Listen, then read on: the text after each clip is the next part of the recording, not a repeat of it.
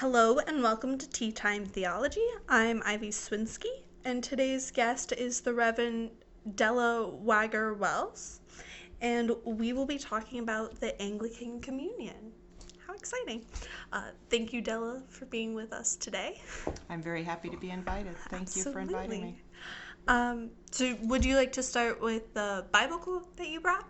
I'd be glad to do that. I brought several verses from Acts 2, which is the event of Pentecost, the coming of the Holy Spirit. When the day of Pentecost had come, they were all together in one place. And suddenly from heaven there came a sound like the rush of a violent wind, and it filled the entire house where they were sitting. Divided tongues as of fire appeared among them, and a tongue rested on each of them. All of them were filled with the Holy Spirit and began to speak in other languages as the Spirit gave them ability. This is where it gets interesting. Now there were devout Jews from every nation under heaven living in Jerusalem. And at this sound the crowd gathered and was bewildered because each one heard them speaking in the native language of each. Amazed and astonished, they asked, "Are not all these who are speaking Galileans? And how is it that we hear, each of us, in our own native language?" Parthians, Medes, Elamites, and residents of Mesopotamia, Judea, Cappadocia, Pontus, and Asia, Phrygia and Pamphylia, Egypt, and the parts of Libya belonging to Cyrene, and visitors from Rome, both Jews and proselytes, Cretans and Arabs, in our own languages we hear them speaking about God's deeds of power. All were amazed and perplexed, saying to one another, "What does this mean?" But others sneered and said, "They are filled with new wine." Now that got cleared up in the immediate verses after that because, as Peter said, it was 9 a.m. They hadn't been drinking. Yeah. I have to be honest, this has been the episode I've been most nervous about because I don't really know a lot about the Anglican Communion. And that's one of my favorite passages. I love the idea of these like flaming tongues coming down. So I'm really excited that that is the one that you brought. Mine's a little different. So thinking about this, something of like a gut reaction for me was this idea of a breakup song for the Anglican Communion. And I decided just to go with my gut, and we can see where that leads us. So for my secular quote, I did the song Break Even by The Script.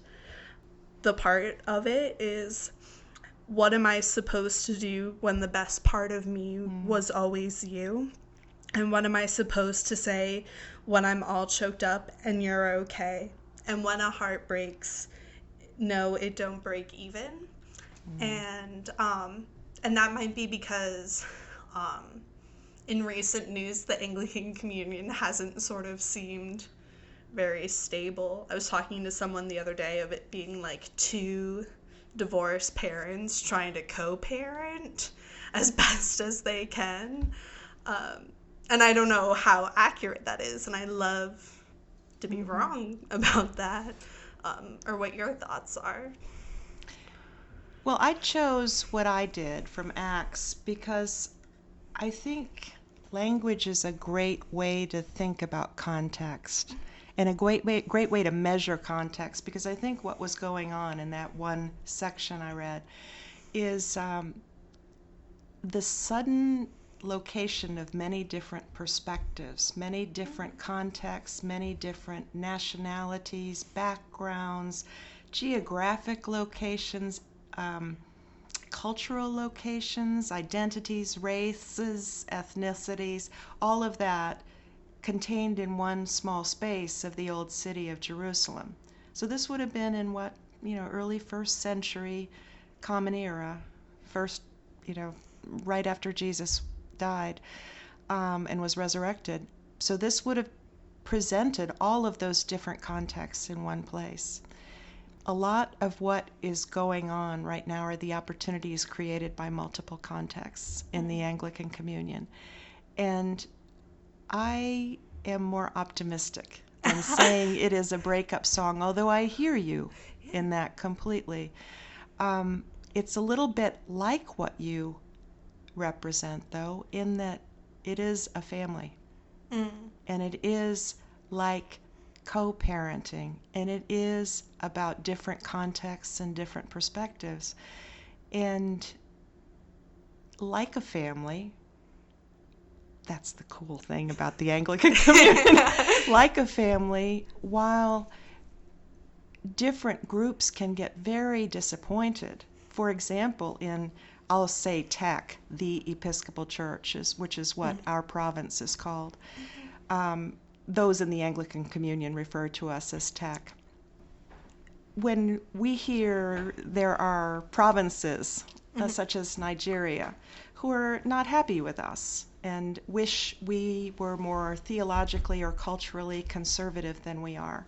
First of all, this is another whole subject. Those are proxy issues for other issues. Second, they can't kick us out of the family. It's true. They can decide they're not coming to Thanksgiving dinner, but they can't exclude us from coming. They can say that they won't be there, and they themselves don't want to participate, but they can't say we may not. And so it is a little bit like your great example of a breakup song, in that it is about family, but it's also about family. I don't think we can be kicked out. No, that's very reassuring. So let's go back to basics. Yeah. What is the Anglican Communion? Woohoo, my favorite subject. The Anglican Communion is a relational association of the English Catholic Church and all of its separate provinces. Beginning with the Church of England, when the Church of England formed in and around 1549, you know, all of the succession of the laws, the Act of Separation, etc.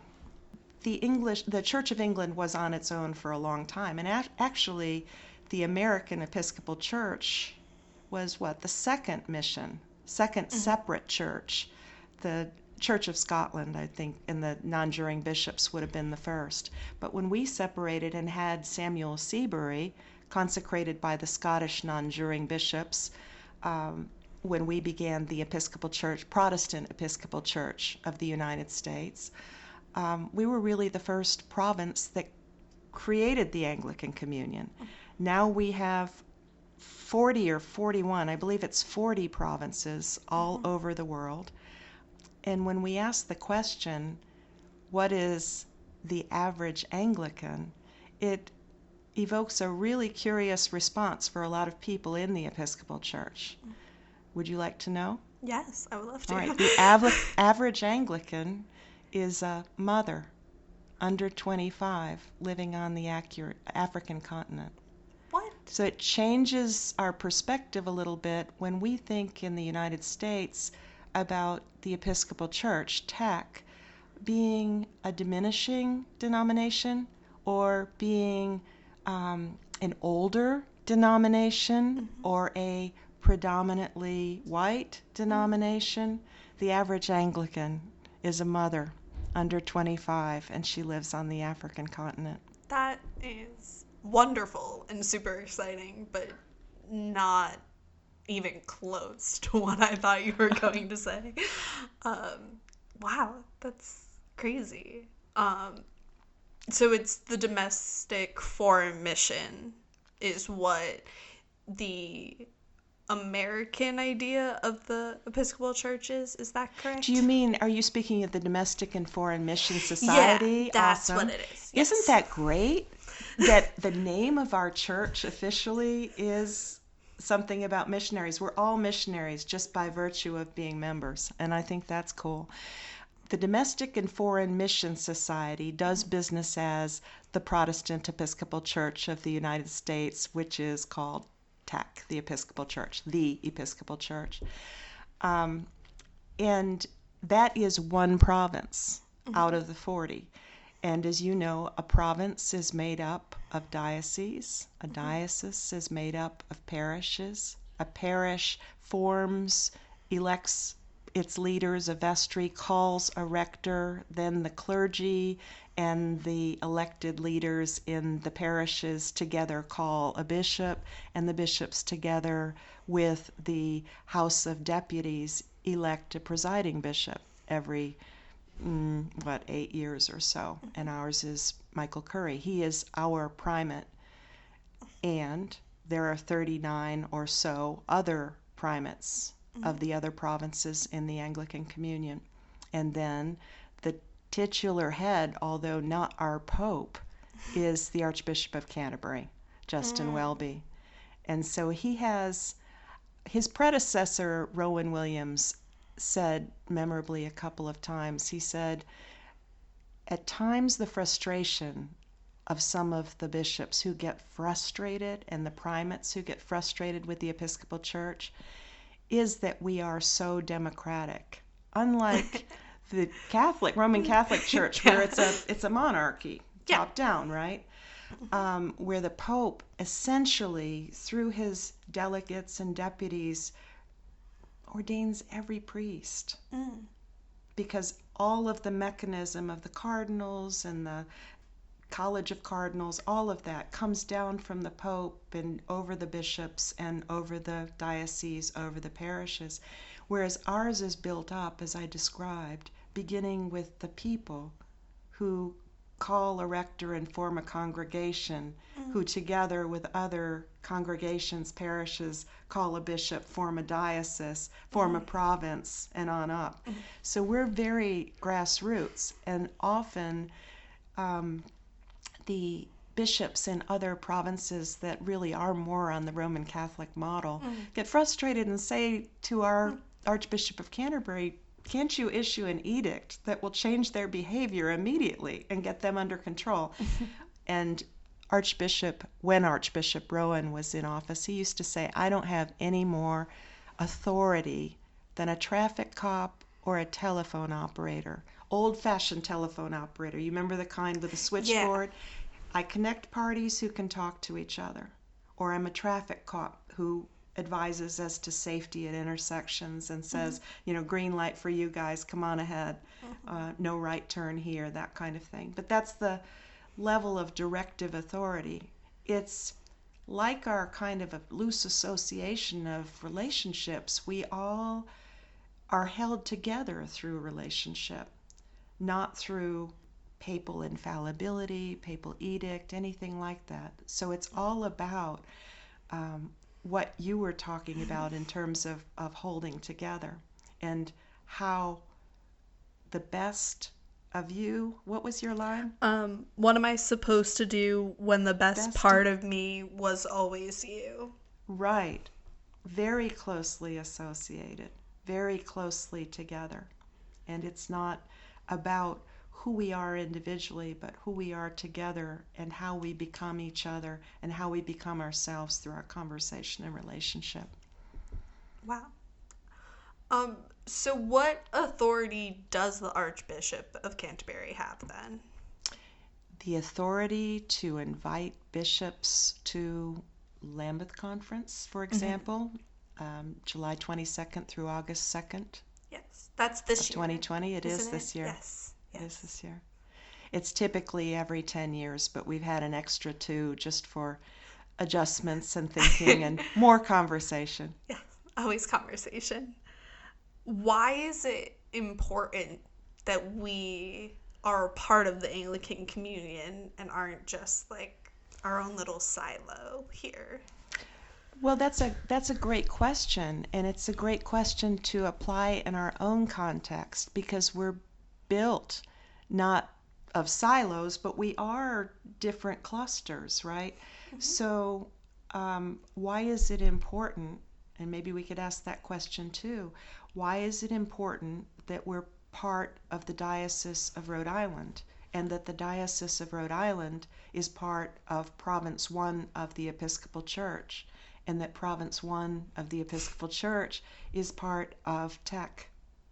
Because all of that gives us channels for communication, channels for relationship, channels for working together to experience together the joys and the concerns, not just on a parish level in a very isolated way, but across all languages, all nations. I mean, even when you think about the quotation I brought from Acts, Yeah.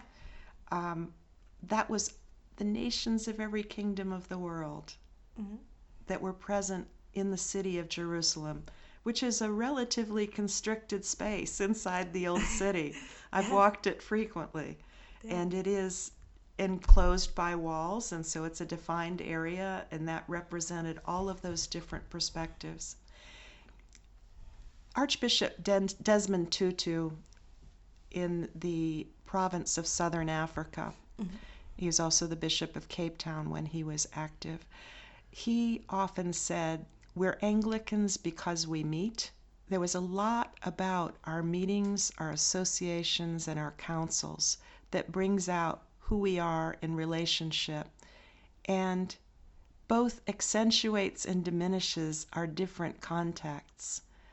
It's very easy when we meet others, the other, any other, to come with the presumption, and not even the presumption, just the innate understanding that our own experience is normative. Our own experience is the way everyone's experience is, because we all stand and walk in our own shoes, and we all look out of our own glasses. We're just going to see what we see in those ways. And when we come to another context and another experience, it is the most eye-opening thing in the world to realize all of a sudden that other people see the same thing differently. And particularly if you ever have the opportunity to interact with Christians, Anglicans in other contexts, if you can manage to meet difference with curiosity instead of suspicion, you might find all of a sudden you're on the other side of the road where everything, not just the other side of the road, other side of the world, where everything, and not just the weather, the dirt color, the geography, maybe it's mountainous, maybe it's close to the sea, maybe it's flat, maybe it's desert. The money's different, the language is different, the air just feels different. But with all of that, you don't see anymore whether somebody's got the style of shoes that you're familiar with or the accent you know from home. And all of that noise just can drop away, and you suddenly start seeing what you have in common instead of what's different. Yeah. This may be a stupid question, but does everyone in the Anglican Communion use the Book of Common Prayer? Is that like a What link? an awesome question. Good. That's a great question. We all come from Thomas Cranmer's 1549 Book of Common Prayer. Yes. And obviously we have, in each of the provinces, we have different governance structures, but it is a lay and clerical, lay and clergy governance structure that work together in committees and come up with our version of the Book of Common Prayer in our language.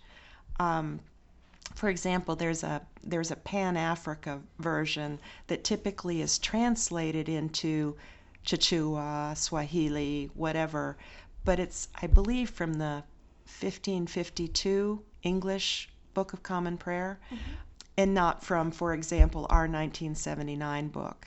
But yes, everybody has a Book of Common Prayer, and the form and the shape of our service is almost identical. I can remember being at a wonderful service quite a while back. This would have been 2009 in Malawi near Blantyre, and it was a wonderful service where people came. You could see them coming over the horizon with baskets on their heads and instruments and generators to run the microphones and the amplifiers and all of that. It was like a flash mob that gathered in a clearing, had an amazing service, and then just as quickly it was gone. But I remember standing next to the junior warden of the cathedral in Blantyre, and she was proud to be a lector. She got up to read the epistle, and in the meantime, she had been pointing at her prayer book next to me. I didn't read Chichua, but she was saying things like, Anakandai, love, Mtanda, cross. And she was very serious about this. She just intended that I should be able to carry on. And so when she got up to read, she gave me her prayer book and just looked at me kind of fiercely that I was to continue while she left. But it was clear what we were doing. I could tell at every time, even though it was in a language I didn't understand, that was exactly, it was our shape of our service. Do you think there is something almost more powerful in experiencing a service where you don't speak the language, because it's sort of then just on the gut reaction, and it's more about the experience than the words that you're saying? Yeah. You're pulling out my closet charismatic. Whoops, I said that out loud. There are a couple of answers to that I'd have. One of them would be, it's really important to the Anglican faith that Scripture be available in our own tongue.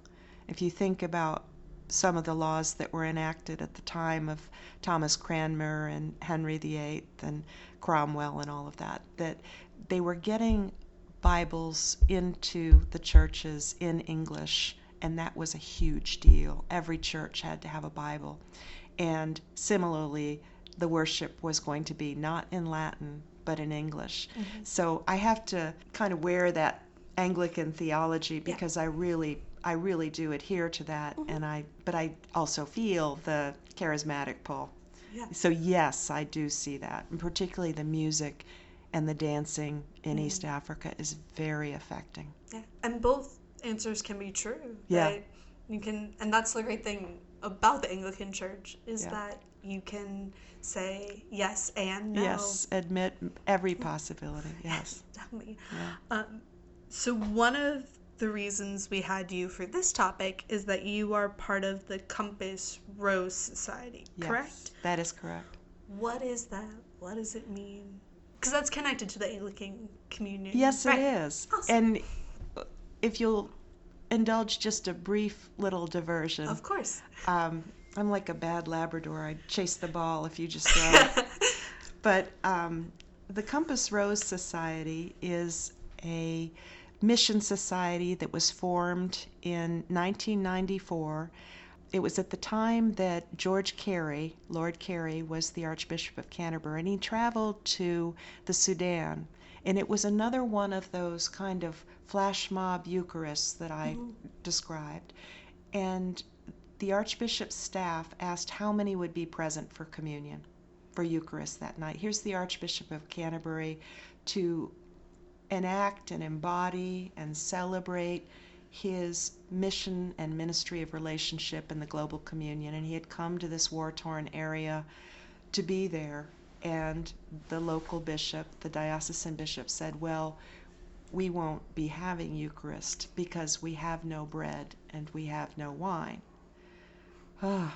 So everybody gets back to Canterbury, and Archbishop Carey called the staff in and said, what do we do about this?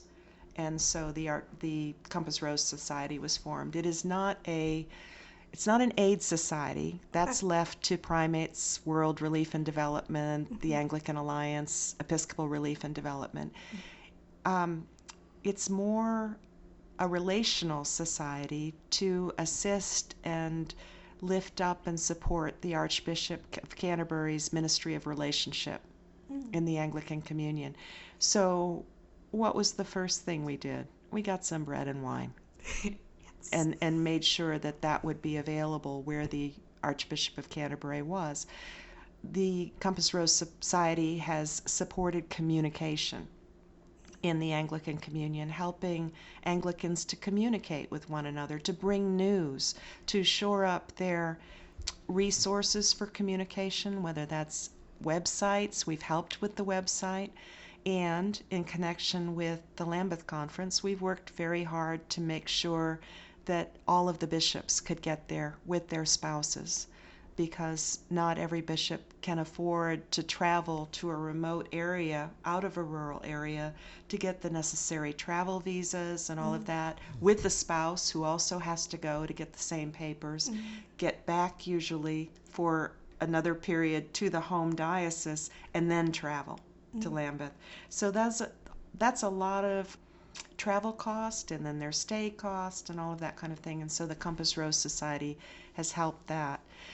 I like to say that the Compass Rose Society is the fifth instrument of communion. The four instruments of communion are the Archbishop of Canterbury, the Lambeth Conference, the Primates Conference, Primates Meeting, and the Anglican Consultative Council, which are the elected clergy and laity of the 40 provinces who meet together to decide on an associational basis how the communion will work together. And I've always felt that even though we're unofficial, maybe especially because we're unofficial, that it's all about relationship. And I even like it better that way, that we are not really the fifth instrument of communion in an official way, because it really underscores the relational quality of the whole undertaking in Anglicanism. Can I just ask a quick Of question? course. What is the difference between the Lambeth Conference? Lambeth, which is named after Lambeth Palace, which is where the Archbishop of Canterbury has his residence in London. That's cool. Yeah. What's the difference between that and the Primate Conference? Because isn't it the same people pretty much? Cool question. Absolutely. The Lambeth Conference is technically all bishops, all active diocesan bishops in the global communion.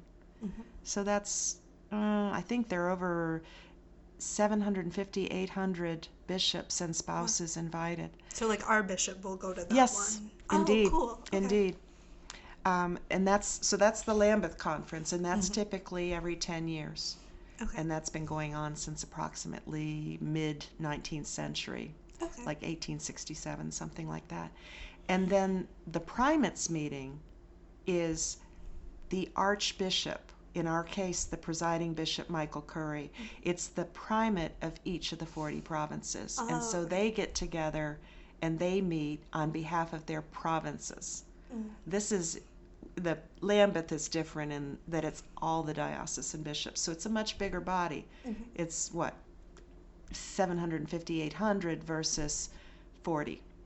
So that's kind of like, because we have like General Convention, so that's kind of like the General Convention of the Anglican Communion, is that right? Or Interesting, no? Yes. You've got it. Sweet. Yeah, that's exactly right. Yes, the General Convention would be more like, well, yeah, maybe. It would be like Lambeth Conference, because the Standing Committee and the Anglican Consultative Council, I believe, are also present at Lambeth Conference. I know that the Standing Committee is the Executive Committee. I'm not sure if the whole breadth of the ACC goes to Lambeth, but the Standing Committee will be present. So it does look a lot like the super regional, the Lambeth Conference the General Convention of the Global Communion. Interesting point. Cool. What is the Standing Committee? The Standing Committee is the executive committee of the Anglican Consultative Council, and that consists of lay and clergy members, bishop members, actually lay and clergy and Episcopal members who happen to be on the Standing Committee of the whole broad body of the Anglican Consultative Council. Like, is there one for each of the provinces? There are. No, not on the Standing Committee. The Standing Committee are an elected body that includes members who govern on the ACC in between ACC meetings. Okay. So it's not going to be somebody from every single one of the 40. I don't believe. I could be Okay. wrong on that, though. That's cool. But it will be members from different provinces. So technically the most Anglican thing you can do is have communications with people and like open discussions, or am I just missing? No, that's an interesting extrapolation of what I said. I think it's pretty fair. I think that is a feature of Anglicanism, conversation. We often say the Anglican way is the via media, the middle road, the middle way, which we're often careful to say doesn't mean so much compromise as in giving up and watering down, but rather ongoing dialogue. I think of the via media more about reconciliation than I do about compromise. And I think about reconciliation as taking fully the opportunity to understand others' context, because when you stand together and stand shoulder to shoulder and look at the thing you're discussing, you find that your perspective changes when you look at things from the other's point of view. And you each find that there's something you can agree with from the other's point of view. Yeah. You become more alike and less different. Yeah, it's how sort of the Episcopal tradition is rooted, and probably Anglican really, is rooted in that idea of study and always sort of learning and redefining. The three-legged stool. Yeah. Can you explain what the three-legged stool is for Sure. people who may not know what that is? Sure. It's scripture, reason, and tradition, isn't it? I think that's right. They used to always talk about that, but there's also an old wisdom about fixing a three-legged stool. You know, when you even up the legs, it just gets shorter and shorter and shorter. And so this metaphor is not to be confused with that one. Okay. The three legs of reason, scripture, and tradition are honorable good things. We like them all to be on the stool. Why do we still care about the Anglican Communion? And I may have sort of done that, but how in this global world that we're kind of living in is the Anglican Communion important? That's a really good question, because I think what you're admitting or inviting in, even if you're not saying that, is secular points of view, and the fact that commercial or other mechanisms can sometimes substitute for our experiences in religious community. Is that what you're thinking about? Yeah, a little. Definitely that idea of bringing in the sort of secular aspects, but also just, right. I don't want to say what is the use of, but like kind of that idea, if that makes sense.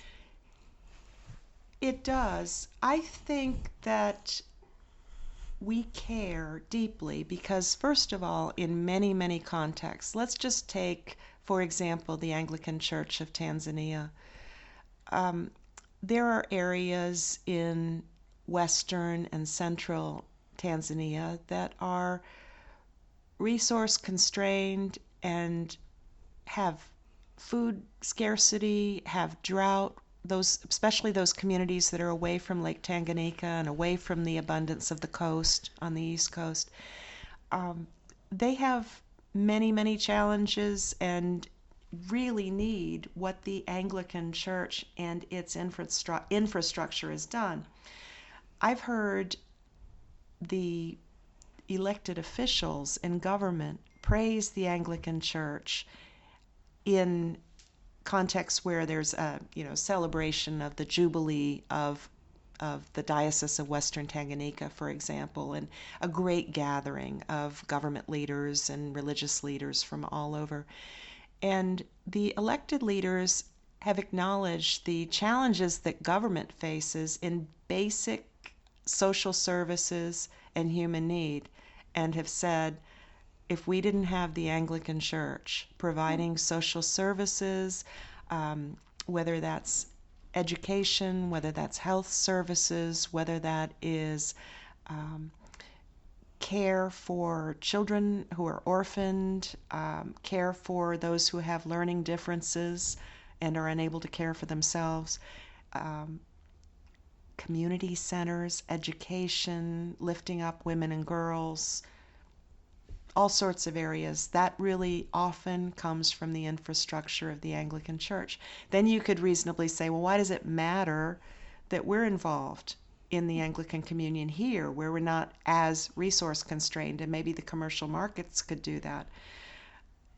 We have an ability to be and walk with those who are on the other side of the world in other constructs, and to be the source of, or not the source of, to learn from them in that context. Every time I think I'm going to go help somebody, I find out the one who really needed the help and learned something was me. Mm-hmm. There's not anything that any of us can do that will equal what we receive in terms of new perspective and learning, because that's what happens when you stand by someone in another context. So you've gone on a lot of mission trips then? Well, I think our new missiology is to think of it less as mission, because that makes it sound like we got all the answers. Yes. And like we drop down like some, do-gooding deus ex machina, got out of a machine, and say, step aside, we know how to fix that, We'll show you. And what I've learned in context is walking alongside, accompanying someone in another context. I might have an idea, but mostly I'm learning, and we do it together. Mm. And it's pretty amazing. Do you have not a mission trip? Do you have sort of a trip you've been on that has been so life altering for you that you were like, oh, this is why I do this. This is what I'm supposed to be doing. One of those transformative. Yes. Not to yes. discredit the other ones. Can you tell us a little bit about it? Well, I'm very moved by my experiences in East Africa. Mm-hmm. I spent the summer of 2016 in a village called Kasulu in the western part of the Diocese of Western Tanganyika, which is far west Tanzania along the lake, up near the Burundian border, about 30 minutes from the Burundian border. And it was just such an amazing thing to see how they have adapted to their resources, what they have, what they are able to work with. The missiology, I started to say this a minute ago, the missiology of TEC, the Episcopal Church, has changed quite a bit from our more colonial style of yes. missiology. And we work a lot now in what we call asset-based community development, okay. ABCD, which is the idea of first going to accompany someone and not to presume what they need or what they want, but first walking with the community, seeing what they have, giving thanks to God for what we've been given, and then figuring out what they need and how to get there with what they have. But it's not about importing leadership. It's about lifting up and empowering local leaders and working together to discover what resources they can develop. That's amazing. It's community-based. Yes, absolutely community-based. And this is being done by the Episcopal Church in TEC, in the United States as well, and in all sorts of community contexts. But it is a much more, just like the Anglican Communion, just like the Episcopal Church, a much more community-based, democratic, grassroots, as opposed to top-down kind of development. Why do they call us TEC? Because it is the acronym for the Episcopal Church. However, So simple. To go back to the idea of the compass rose that you asked about and what it does, the compass rose and TAC and the Church of England are three largest contributors to the Anglican Communion's budget and the budget of the Anglican Communion office.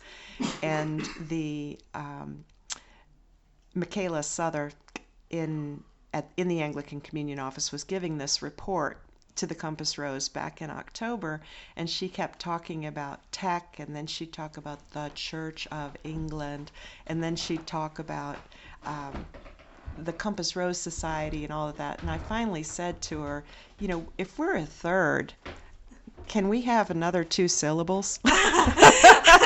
We want it to take a little bit longer for you to say our name. Yes, definitely. If someone is really inspired by what you have been talking about today, is there a way to become involved with the Compass Rose Society? Is there a better way to support it here? What a great question. The Diocese of Rhode Island is a new member of the Compass Rose Society, and the Compass Rose Society is active all over the globe.